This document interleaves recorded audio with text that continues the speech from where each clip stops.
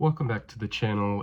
As the title of this video suggests, this is sort of an apology video, but not maybe in a traditional sense. But I'm going to be talking about Mario Kart World and sort of my experience, and then obviously cross-referencing with what I assumed going into the game, not actually having played it, and sort of just talking through how I was a little bit wrong. There are some things I was right about, I will say, but I'm just going to give a kind of brief analysis of what I've been able to play about a month and a half through of the game. So obviously, along with getting the Nintendo Switch, I got the edition that came with Mario Kart. So from day one, I was playing the game. The first thing I'm going to talk about, and the thing that I was probably the most wrong about, was the open world element. I think going into it, I've been sort of like I've been turned into somewhat of a pessimist when it comes to the buzzword of open world. And the fact that there are a lot of games that are open world for the sake of saying they're open world. But what makes an open world good, in my opinion, is being full of content. So you can have a giant map, you can talk about the size of your map, you can, it doesn't matter how much space it takes up or how vast it is. What really matters is what you can do and how you can interact with that space, in my opinion. And my worry going into the game was, from what I had seen, it kind of looked like wide swaths of land with like a little bit to do. But a lot of it just felt like an open world for the sake of being an open world.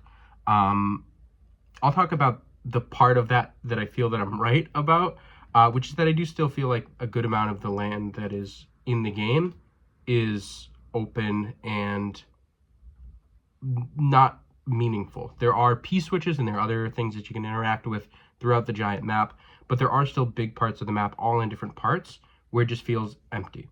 But that is not so much of a problem, because that's the kind of thing that you would have to seek out.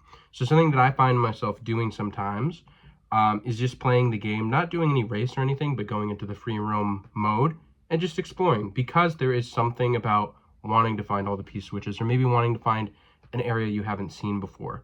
So there's definitely a cool part that comes with it being interconnected, having all of these different lands and maps be connected as one giant map. I do still feel like it's pretty open and at times a bit vast and, empty. But otherwise, I think that the open world works pretty well in free roam.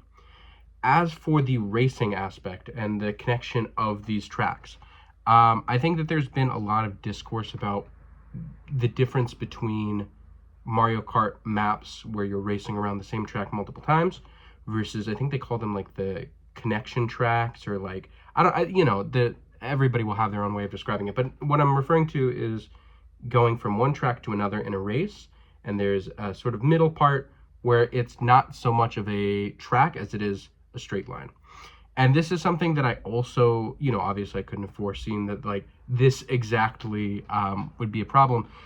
But this is sort of the issue with driving on big like parcels of land, right? It's that even though you're covering a lot of ground, the racing dynamic changes. In Mario Kart, from every game that I've played, every map that I've played, it's very much been about quick turns. It's been about, there are exceptions, like I'm thinking back to, I think it's Wario Summit maybe in Mario Kart 8, where it's snow level and you're going all the way down the slope, or whatever it might be.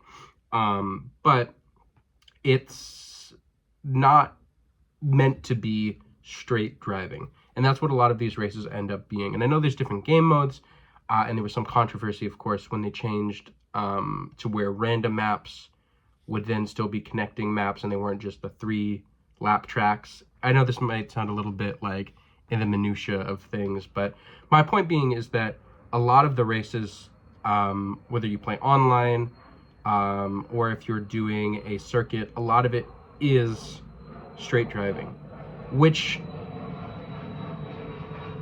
pardon the plane, which is not inherently a bad thing. I'm gonna wait a little longer. As I was saying, it's not necessarily a bad thing to be driving for long periods. It's just a different game. Mario Kart very much is about the items, it's about the quick turns, it's about the speed at which you race. And when you are racing a straight path, it becomes different. The things that you focus on and the skills that are necessary change. I don't think it's inherently a bad thing, but I know that some people prefer the more cartoonish, very quick, animated style of racing that comes with those 3 lap tracks. So I understand it, and I think that that's a very valid critique. As for the racing as a whole, I was worried in the trailers that I had seen that it seemed very slow. The game is fast, and there are certain maps where you really feel it. I'm thinking of, I believe it's Bowser's Castle. There's a specific part where it really feels like easily 200cc on Mario Kart 8. Um, the ability to clip off of objects to wall ride, I thought was a little gimmicky to begin with, but it's allowed for some really cool shortcuts in ways that maybe even game developers didn't foresee happening. But even on a casual level, I find myself being able to do little tricks and using hops and using whatever it is to get like a little bit of a bonus. So when there are those opportunities to use those new features, whether that's wall riding, whether that's the charge hop, whether that's the like bouncing between surfaces, in the same way that we might have felt that it was a bit gimmicky in Mario Kart 8 when you're able to ride at not a flat angle, like ride on walls a little bit. I mean, this is just a different part of the game that makes racing different and unique, and ultimately, it's fast, and that was something that I was concerned going into it with. The game feels fast, it feels smooth. There are definitely some times where when you are ricocheting off of objects and using that to sort of like build up your speed, you can definitely feel a little bit of friction in a way that like maybe you don't feel with like Mario Kart 8. But with the exception of that, it really is a very quick, fluid game. And something that I really appreciate about it is that there's a really low barrier to entry for games like Mario Kart, right? It's always been drive from point A to point B, and it's easy enough, right? Some people use drift, some people, the more advanced you get, the quicker you get there. But for the most part, it's very easy to start and begin. But some of the complaints have been that the barrier to entry is low, and then the skill gap is also very low. Like there are people who are shaving off seconds, who are refining the tricks and the corners and the angles that they're taking. But for the most part, there's not a lot of technology that would allow them to be significantly better at the game than somebody who just started.